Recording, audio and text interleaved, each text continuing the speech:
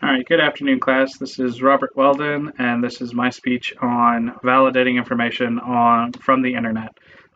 So, in the healthcare field, we run into a lot of patients who have WebMD'd their particular symptoms, and they are what we like to call Google doctors.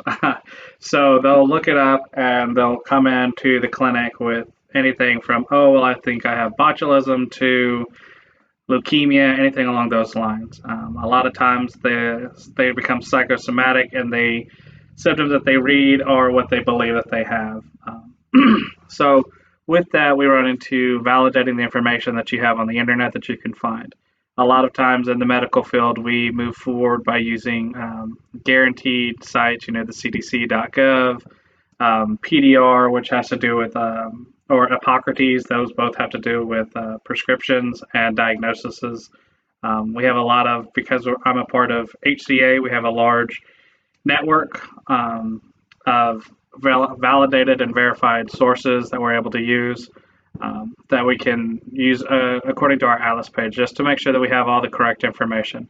Also, our doctors do a lot of reading on their own. So when COVID came out, we had a lot of confusion on, oh, well, let's get, is this test accurate? Is it not accurate? Is it better to go deeper in the nose? What's the story? When can I return to work? I'm still symptomatic.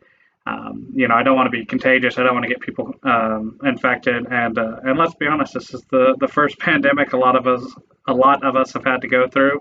So we are kind of learning on the fly with the patients.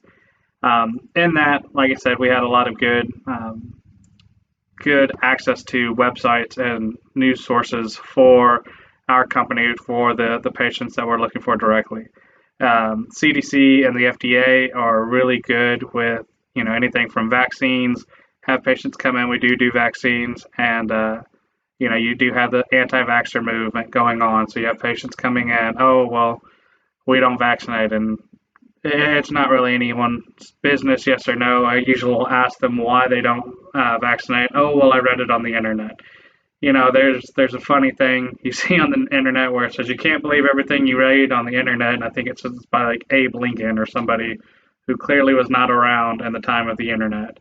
But it kind of comes down to, if you believe everything that is posted on the internet, like the video said, Wikipedia, anybody can add information to it, doesn't mean it's accurate. A lot of times I will look at Google or Wikipedia just to kind of get the broad strokes, get some ideas, but anything that I want to dive a little bit deeper into and kind of nail down, make sure I'm 100% accurate, I tend to go to specialized websites. If it's government based, a lot of .gov is going to be your best bet, because that's just the way to make sure that it's managed and functioned and validated.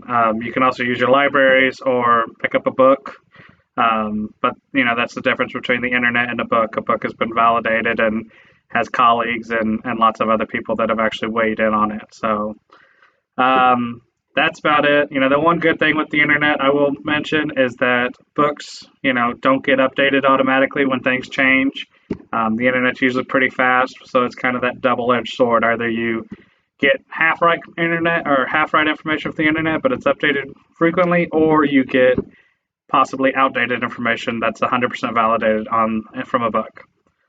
That's about it. If there's any other questions, just Google it.